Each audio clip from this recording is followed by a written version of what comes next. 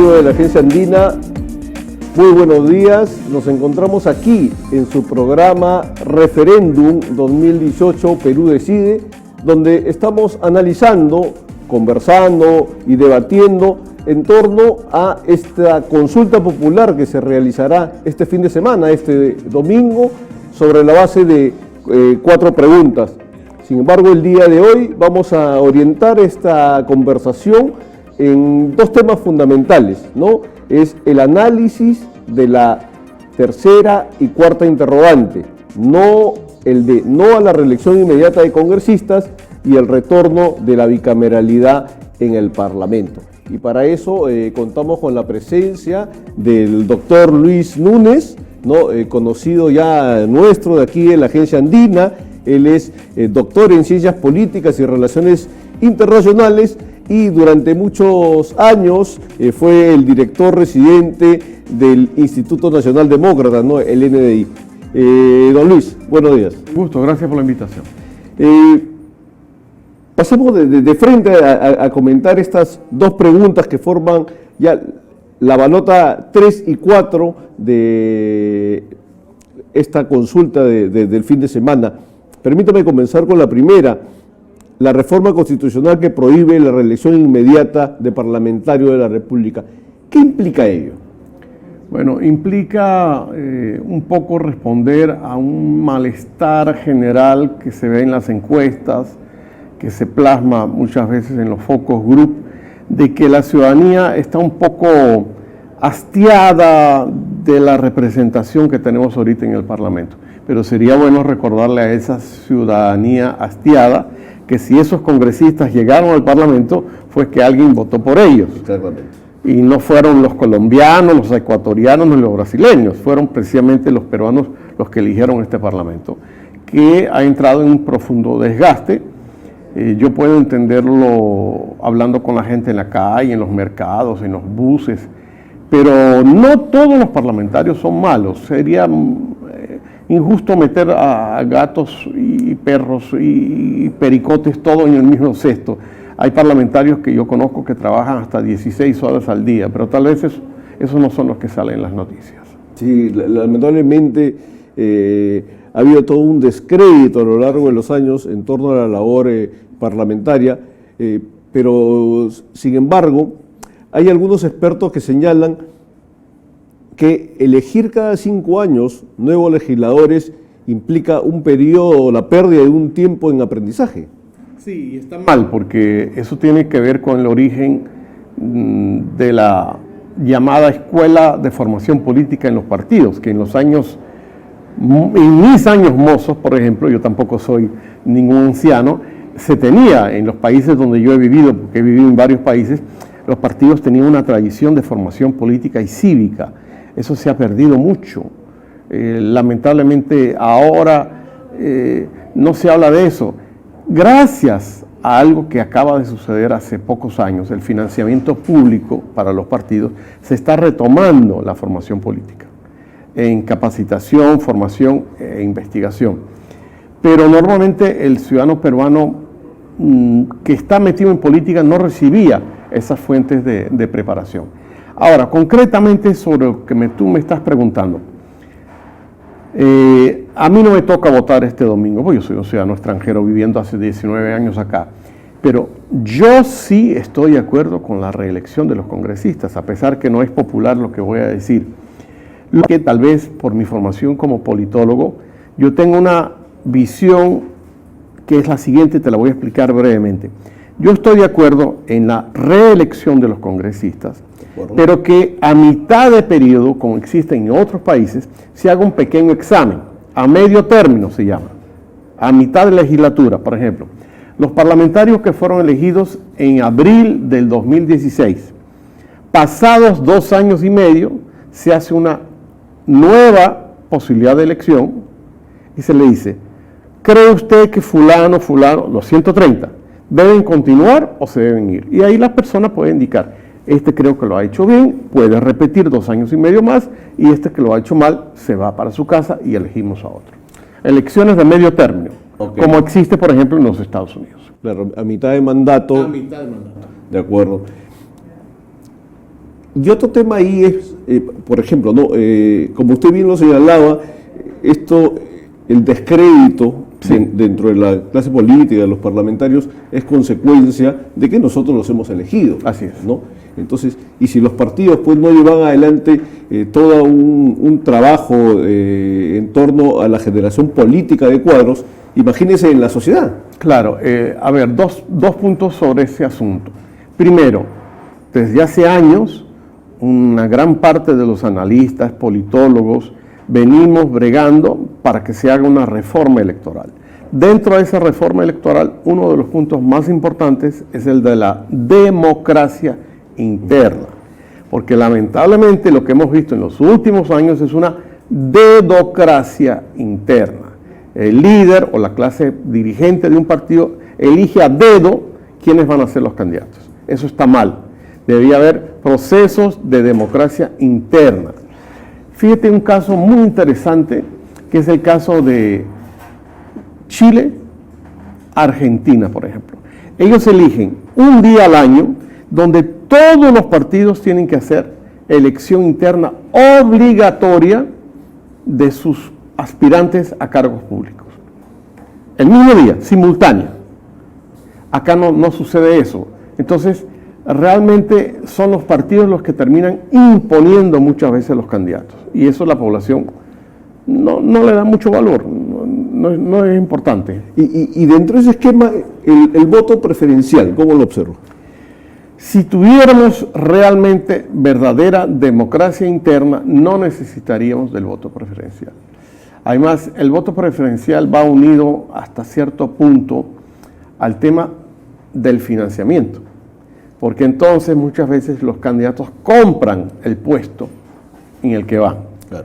Un partido sabe que puede meter 15 congresistas, los 15 primeros dicen, oye, toma tanto dinero para que yo esté dentro de ese primer 15 puestos. Si se tuviera realmente democracia interna, no se necesitaría el voto preferencial. Don Luis, en caso de que se apruebe esta reforma de la no reelección que yo creo que se va a aprobar, ¿qué se va a hacer antes? O sea, ¿o cuál es el paso siguiente? ¿Habrá una ley también de desarrollo constitucional? Claro, las 4 preguntas implican toda una normativa legal, tanto por leyes como por reglamentos. Eso viene después del 9 de diciembre. A mí lo que me preocupa de la tercera pregunta es lo siguiente. Si vamos a mandar para su casa a los 130 congresistas que tenemos ahora, ¿qué vamos a tener en el 2021? 130 o nuevos congresistas, o por lo menos 75% serán nuevos y un 25% son excongresistas que pueden postular no de esta legislatura, sino de la legislatura anterior. Exacto. Y yo me pregunto, ¿y esos casi 130 nuevos estarán formados como legisladores? ¿Conocerán la hermenéutica parlamentaria, el reglamento del Congreso, que es un censo dinámico? Ahí va mi pregunta. En mi caso, yo he sido cronista parlamentario. Conoce bien la hermenéutica. Pero eso ha costado su tiempo, el aprender desde el anteproyecto de ley, el debate, el dictamen, ¿no? Comisiones, asesores, subgrupos de trabajo, comisiones investigadoras, el papel de la Comisión de Constitución, por ejemplo. Exactamente. La Comisión de Fiscalización, la que tiene que ver con las cuentas de la Nación, cada 30 de noviembre que se apruebe un nuevo presupuesto. El manejo de un Congreso, yo que he estado en varios, es bien complicado. Usted que ha sido cronista sabe, si a usted le ha sido difícil, imagínate a un congresista que asume, le pone una bandera, una medalla, jurar, le entregan el reglamento y lo lanzan a esa piscina de tiburones. Exactamente. Entonces, ¿cabría hacer una capacitación previa una vez elegidos? Normalmente se hace una capacitación previa que dura 2 días y medio, se llama la escuelita. A mí me ha tocado estar en el tema de ética pública y, por ejemplo, me ha tocado escuchar y palpar la sensación de los congresistas nuevos de, ¿en qué me estoy metiendo? Y cuando yo les digo, ¿alguno de ustedes que está aquí sentado ha mentido en su hoja de vida? Todos dicen que no. Yo digo, porque si han mentido en su hoja de vida, los medios de comunicación a la larga se van a enterar. Casi siempre que se eligen los 130 nuevos congresistas, los medios hacen una especie de radiografía, casi antropomorfa, de toda la vida del congresista. Se ha mentido en cuanto a estudios, que por cierto, recordemos a la gente que nos está viendo, para ser congresista no es necesariamente requisito ser universitario, doctor, medallas, honoris causa, no. Entonces, no mientan en su hoja de vida. Y estos 130 nuevos que vamos a tener, ojalá se estén preparando desde ahora. Yo tengo alumnos que han salido ahorita regidores, alcaldes, y ya están mirando al 2021, ya están mirando al 2026. Y yo siempre les digo, preparación. Ser congresista es un honor, pero también es un gran reto. Claro. En el pasado los políticos comenzaban pues como regidor y iban avanzando su vida política y su acción pública hasta llegar a ser parlamentario, diputado, senador, hoy congresista. Es un honor. Y recordemos que en el pasado al que tú te refieres, al principio los alcaldes no cobraban un sueldo, era un honor ser alcalde. Exactamente. Y los congresistas también eran elegidos en base a su erudición, su capacidad de palabra, la dialéctica, eran realmente personas de ilustrada participación. Yo tengo todavía, y se puede ver en YouTube, algunos debates congresales cuando ciertos personajes de la política peruana o continental, en el caso del Perú vamos a hablar, por ejemplo, de Luis Alberto Sánchez. Cuando Luis Alberto Sánchez tomaba la palabra, independientemente del partido que fuese él, los otros parlamentarios dejaban de hacer todo para escucharlo. Era la erudición parlamentaria. Hoy día, como tú ves que has tenido esa experiencia de ser cronista, parlamentarios están hablando y los demás están mirando la revista de la semana, jugando con su tabla. Se ha perdido un poco el respeto por esa cosa que llamamos la investidura parlamentaria. Y del parlare, ¿no? Que es la palabra italiana que significa conversar. Exactamente. Esos grandes debates, ¿no? Luis Alberto Sánchez, Bobby Ramírez Villar, Felipe Osterling, o sea, Alfonso Barrantes, Enrique Bernales. Enrique Bernales recientemente fallecido. Yo tuve la oportunidad hace 2 semanas de estar en una conferencia con esto que se llama el Parlamento Joven. Hay una fundación alemana y la Dirección de Participación Ciudadana del Congreso organizan anualmente una capacitación y traen de todo el país a 130 jóvenes a los cuales por un día se les coloca la medalla del Congreso y precisamente ahí se les enseña la responsabilidad. Porque otra cosa que deben escuchar y ver la gente que nos está mirando es que el parlamentario, aparte de jurar medalla y aparte de tener el reglamento del Congreso, se le sienta en una curul y se le entregan 3 botones, verde, ámbar y rojo. Cada vez, y por eso yo siempre se lo digo a los parlamentarios y también a los jóvenes del Parlamento Joven, cada vez que tú aprietas uno de esos 3 botones, tú estás decidiendo con proyectos de ley la vida de los ciudadanos del país. De acuerdo. En materia educativa, en materia de salud, en materia de infraestructura. Entonces, es muy importante que el parlamentario sepa realmente a quién representa. Porque me ha tocado, lamentablemente, ir al interior del país y ver que el Parlamento ha aprobado el día de la trucha, el día del delfín, el día del chicharrón, y la gente sigue con anemia, la gente sigue estando en colegios sin agua y desagüe, sin luz. Esos son los grandes problemas del país. Sin duda, lo que usted menciona y grafica es realmente la verdad. Porque, ¿qué sucede? ¿No? Existe una línea invisible que separa al no pobre del pobre. Así es. Y esta línea se mueve a la derecha o a la izquierda en función a las decisiones que adopten los políticos. La gente que nos está viendo sabe, 20 centavos en un peaje, 20 centavos en un kilo de pollo, modifica el régimen de una familia. Ciertamente. Porque viven en ese limbo al cual tú has hecho referencia. Entonces, hay que pensar en los grandes problemas del país. Esta oportunidad que tenemos el 9 de diciembre de contestar estas 4 preguntas es una oportunidad histórica. Los referendos no se dan todas las semanas, ¿no? Entonces, es importante saber lo que va a suceder ahora. tener esa oportunidad de contestar estas 4 preguntas. Y esta semana, y lo bueno es que el canal de televisión del Estado, la Radio Nacional y ustedes como Agencia Andina tienen esta oportunidad de esta semana y las semanas anteriores de estar un poquito haciendo labor docente, de explicarle a la población las 4 preguntas y que la población decida cómo va a contestar esas preguntas.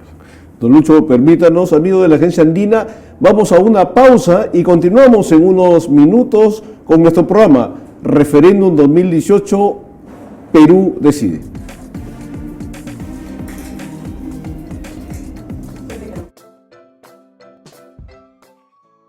El domingo 9 de diciembre, por primera vez desde la vigencia de la Constitución de 1993, se llevará a cabo el primer referéndum de ratificación de reformas constitucionales, por el cual se pondrá a votación de la ciudadanía 4 preguntas para modificar nuestra constitución política.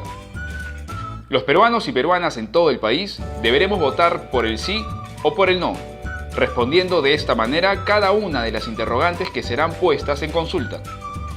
Estas modificaciones a nuestra constitución política fueron propuestas por el presidente de la República, quien presentó al Congreso 4 proyectos de ley para su aprobación por parte de la ciudadanía mediante referéndum.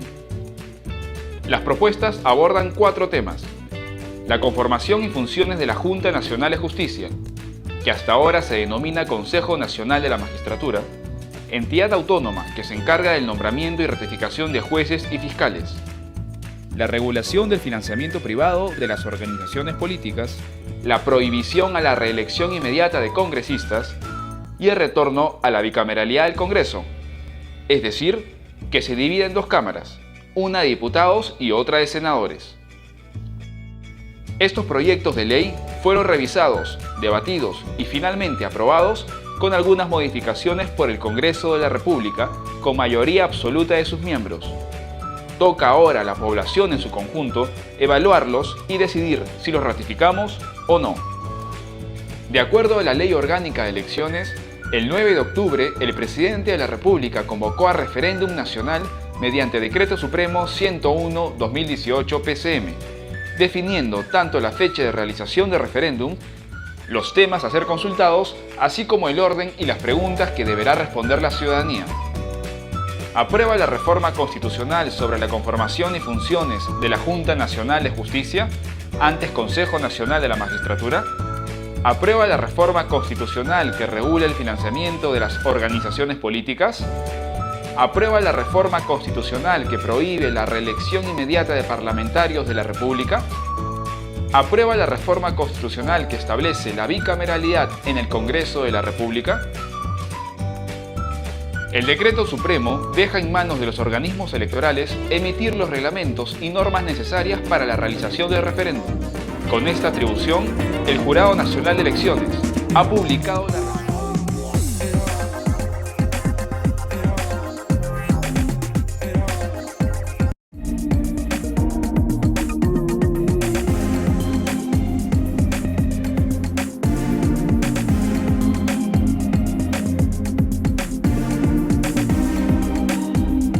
Amigos de la Agencia Andina, volvemos aquí a su programa especial Referéndum 2018, Perú decide, y se suma a esta mesa de análisis don Virgilio Hurtado, experto en temas electorales. Don Virgilio, buenas tardes. Buenas tardes, un gusto estar con ustedes. Veníamos conversando con don Luis Núñez en torno a la tercera pregunta.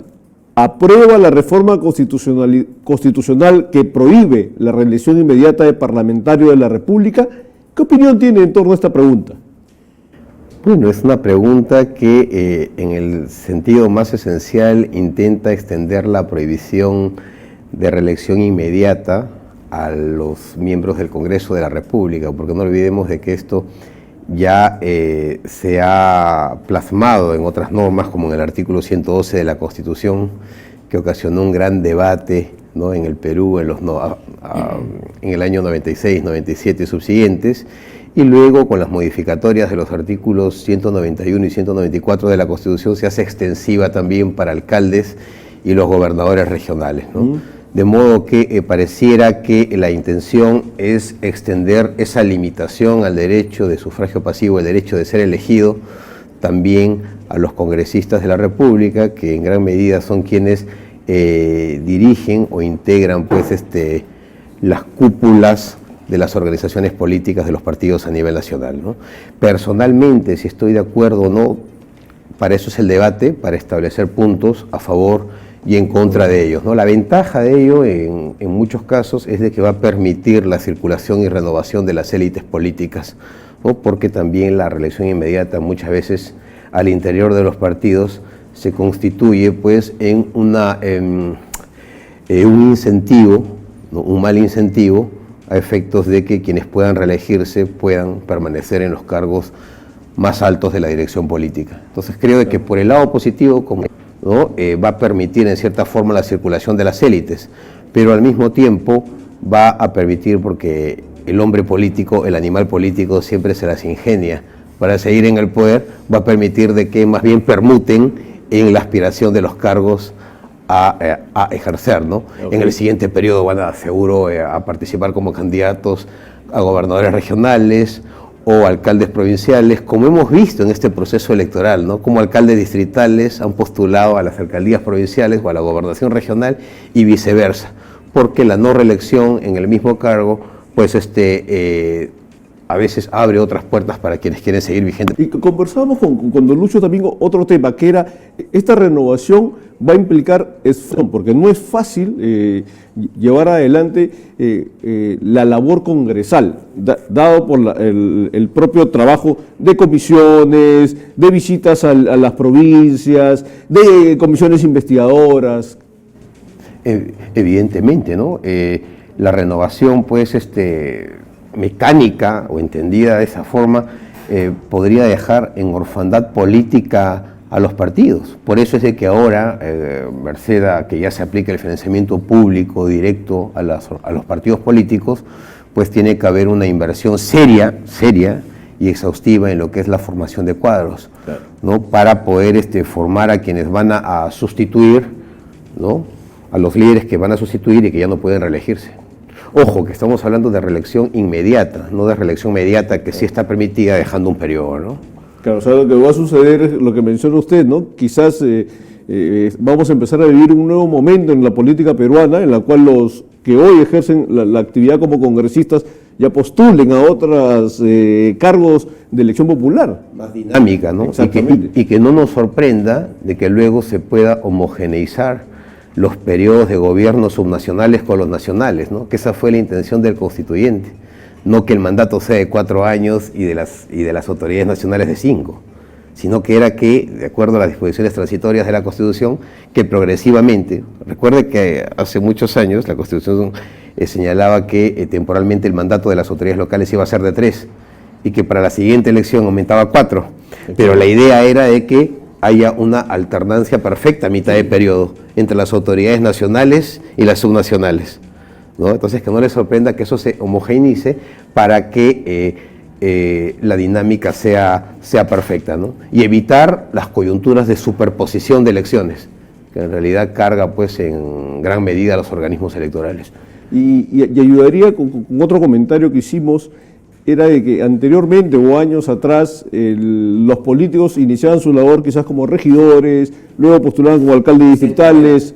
Claro, o sea, cuando uno llegaba al Congreso o a la primera magistratura, era un político que conocía en sí todo el andamiaje de las instituciones. Hay muchos ejemplos de eso, ¿no? Políticos que han hecho carrera, han empezado desde regidores, han pasado por ser alcaldes, ejemplo de ellos Lourdes Flores, Jorge del Castillo, ¿no? El mismo Luis Bedoya Reyes, gente que ha tenido vocación por la política y que se han iniciado como líderes desde los eslabones más bajos del público, ¿no? Y claro, pues no llegan pues ya formados con una vasta experiencia. Y eso es lo que creo que también podría ocurrir en este caso cuando a todos los cargos públicos de elección popular se les inserta la prohibición de reelección inmediata, ¿no? Es una excelente oportunidad para que los políticos también se vayan formando progresivamente, ¿no? En todos los cargos públicos. Esperemos que funcione y esperemos también que de aprobarse esta reforma ¿no? Los partidos sean muy cuidadosos en sus planes de capacitación, ¿no?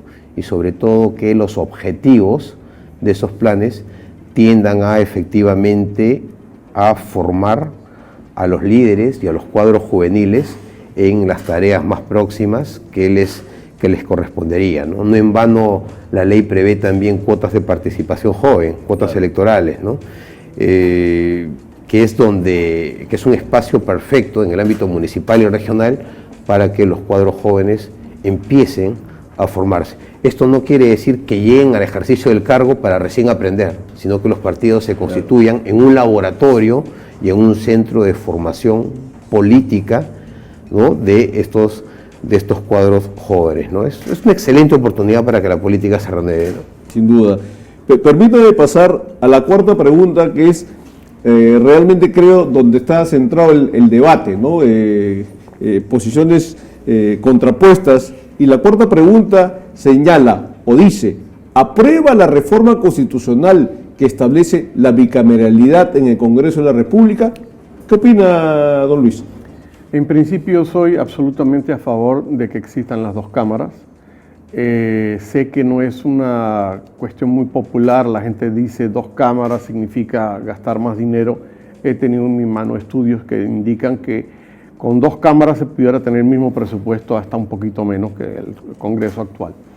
Ahora, esa pregunta, según he leído, tiene un poquito de veneno. ¿A qué me refiero? Que está metida la cuestión de confianza, está metido el tema de la... Porque uno de los aspectos que Virgilio ha mencionado y que yo quisiera complementar es no solamente el ingreso de los jóvenes a la política y el derecho a participar y a postular. Hace muchos años que yo soy terco en que también exista mayor equidad en la participación de varones y damas en la política. Y yo creo que también en la cuarta pregunta se ha tratado de sacarle la vuelta a esa paridad, ¿no? Y por eso es que mucha gente no está de acuerdo. O sea, ¿deberíamos tener un sistema bicameral? Absolutamente sí. Pero hay que cuidar las aristas que tienen los proyectos de ley que tienen que ver con eso. Como hablamos en el segmento pasado, todas estas 4 preguntas van a necesitar un análisis normativo plasmado en leyes. Por ejemplo, la Junta Nacional por la Justicia, creo que así se va a llamar, eso va a tener que tener una ley orgánica, me imagino, como la tenía anteriormente el Consejo. O sea, son detalles que vienen post el 9 de diciembre. Que no vaya a pensar la población que a partir del 10 de diciembre aquí todo es perfecto. No, hay una serie de normativas. Virgilio, que es un abogado experto en derecho electoral, sabe que después de todo esto viene el esqueleto normativo que le dará vigor a las leyes. Don Virgilio, son 59 artículos y 2 disposiciones transitorias que involucran esta cuarta pregunta. ¿Cuál es el análisis que usted hace de los mismos? Bueno, en realidad lo que ha tratado de hacer el legislador es adecuar esta nueva configuración política que va a tener el Congreso. Pasamos de un régimen unicameral a uno bicameral. Y claro, ¿no? Para especificar en qué espacios el Senado va a tener competencias, en qué espacio la Cámara de Diputados y qué espacios le corresponde a ambos en conjunto, o sea, al Parlamento, ¿no? Por eso de que en la modificación de algunos artículos se reemplaza, ¿no?, el término Congreso por Parlamento, sí. En otros diputados, en otros el Senado. Por lo general, históricamente el Senado ha tenido pues por funciones la designación de los altos funcionarios públicos, ¿no? Recordemos con la Constitución del 79 cómo el Senado compartía, por ejemplo, la designación y nombramiento de los miembros de la Corte Suprema como el Poder Ejecutivo. Claro. ¿No? Aquí se está intentando lo mismo. Hubiésemos querido que sea una distribución de competencias mucho más funcional. La idea, cuando apoyé al congresista de la República, Gilbert Violeta, en los proyectos de reforma institucional, era pues de que, primero, no repetir la experiencia del 79, y segundo, que sea un Senado que en realidad plasme una dinámica de pluralidad de instancia al interior del Parlamento. Porque si ambos tienen derecho a iniciativa legislativa y van a competir en lo mismo, pues ¿en qué puede sumar cualitativamente el Parlamento? Claro. Entonces la idea era que sea un ente, sea, devolverle al Parlamento la esencia, ¿no? En Roma era el Senado, ¿no? Los senectos, los más sabios, los que pues, daban el equilibrio, ¿no? A la República. Aquí también la idea era lo mismo, ¿no? Darle al Senado un lugar de una Cámara revisora en todos los aspectos. Se propuso inclusive un certiorari legislativo para que el Senado pueda, en aquellos casos donde el que presentan los diputados prime sobre el interés nacional, puede intervenir a dedo y decir esto se corrige y va por este camino, ¿no? Darle un carácter funcional y de equilibrio al Senado. Vemos que eso ha ocurrido, pero coincido con nuestro maestro Luis Núñez, ¿no? A quien le tengo un especial aprecio, en que una Cámara alta como el Senado debe existir. ¿Ustedes se han puesto a pensar por qué en las constituyentes son unicamerales? Claro, porque responden a una celeridad de coyuntura, ¿no? De configurar el pacto social, la Constitución, y eso tiene que ser urgente para que las sociedades retornen del Estado de Derecho al Estado de Derecho, ¿no? Pero cuando ya estamos viviendo un periodo de tranquilidad, donde el derecho tiene que cumplir una labor de estabilidad jurídica, de encaminar, de reconducir los cimientos del desarrollo hacia determinados principios, darle estabilidad y seguridad jurídica a los actores políticos y sociales, yo creo que el sistema bicameral es mucho más útil. ¿Por qué? Porque permite un filtro adicional y permite que en los procedimientos que implica ese filtro adicional, la sociedad pueda tener mayores oportunidades de reflexión. A veces son muy céleres y están en juego valores, bienes jurídicos, como la Constitución económica, como el principio de igualdad, como el derecho a la vida, ¿no? Los procesos de reflexión, cuando son muy céleres, muy rápidos, muchas veces pues, nos lleva a conducir errores. Nuestra dinámica ha sido muy importante en los últimos tiempos, porque ese equilibrio parece que lo ha venido dando los medios de comunicación a través de lo que llamamos democracia deliberativa, que crean espacios donde expertos que no tienen un poder público real, sí lo tienen a través de sus opiniones. Y a veces esas opiniones de especialistas que son entrevistados por los periodistas, por los medios de comunicación, hacen que el Ejecutivo, quienes tengan el poder de tomar una decisión, retrocedan en las decisiones equivocadas, ¿no? El Senado puede también sumar en ese aspecto, ¿no? Y creo que por eso es importante para el desarrollo del país que el Senado pueda, ¿no? Ser parte de la estructura del Estado. Para complementar este análisis, creo que hay una coincidencia en torno a los hechos que suman en relación a la bicameralidad, pero sin embargo, como usted lo comentaba, don Luis, sí, hay aspectos como la cuestión de confianza, que un poco obligan a repensar esta decisión.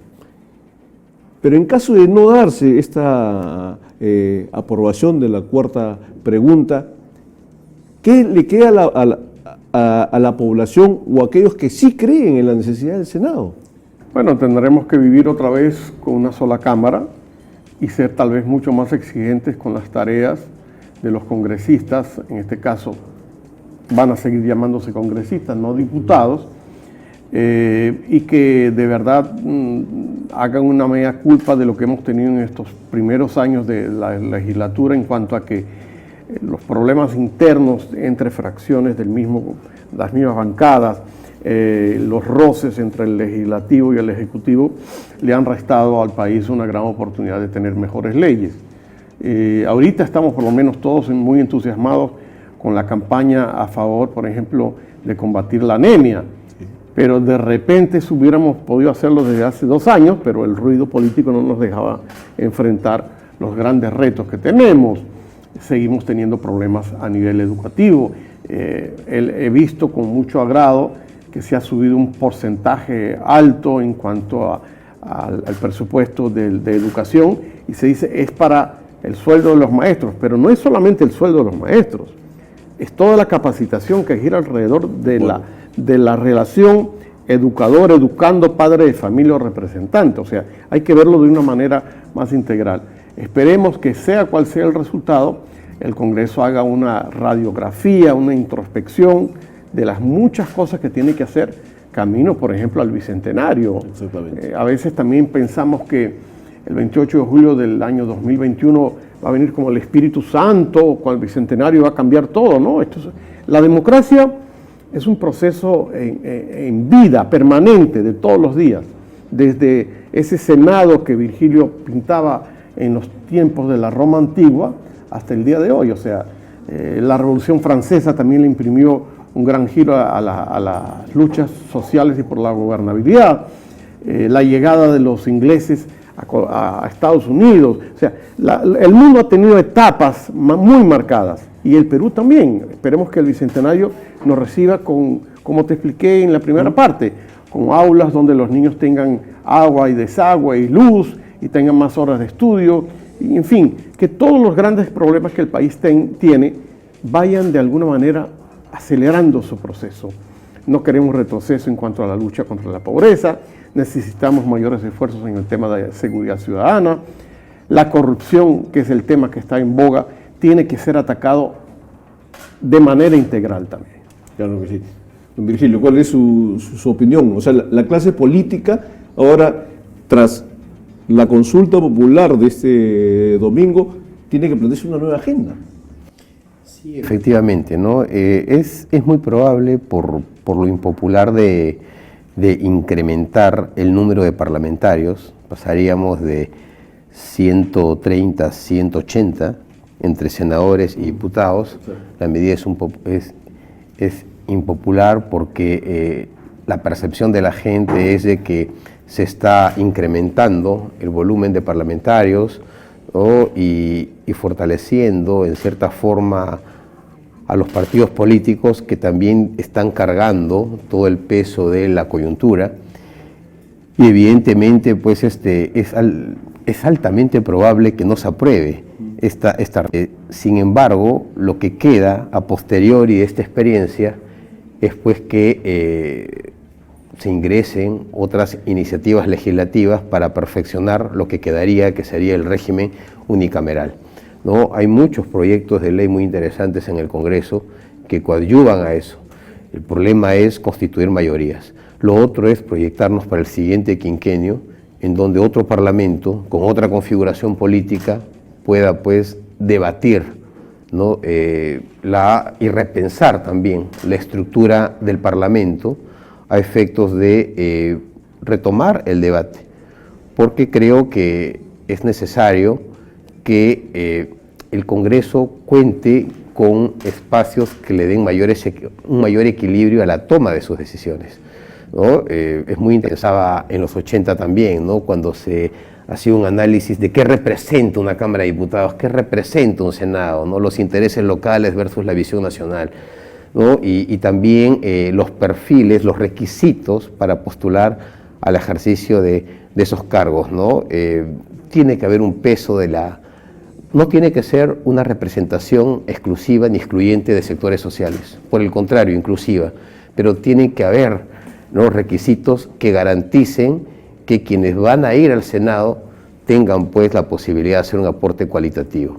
Quien no ha estudiado, quien no tiene estudios superiores en Harvard o en Stanford no puede quedar excluido, pero por lo menos que se le exija la experiencia de vida en su sindicato, en sus gremios, en los partidos, en la magistratura, en lo que fuere, pero que garantice de que lo que no aprendió en un espacio de formación académica lo pueda plasmar en un Senado a través de lo que aprendió con la experiencia.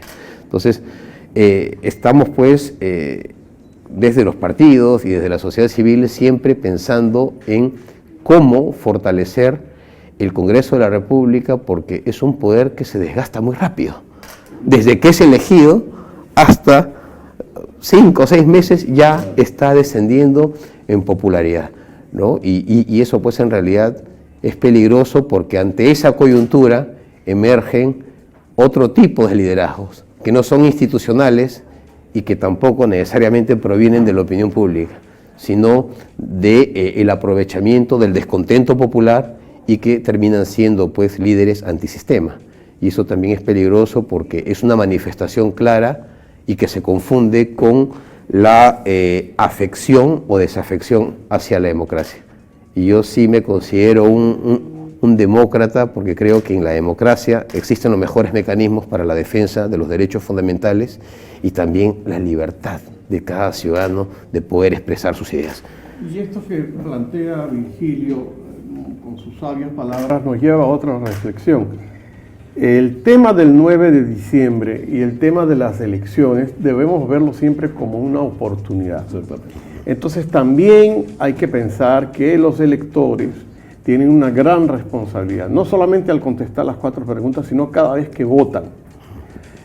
A raíz de estos días, de la coyuntura que estamos viviendo, que hemos resucitado una relación con el Uruguay por otros motivos.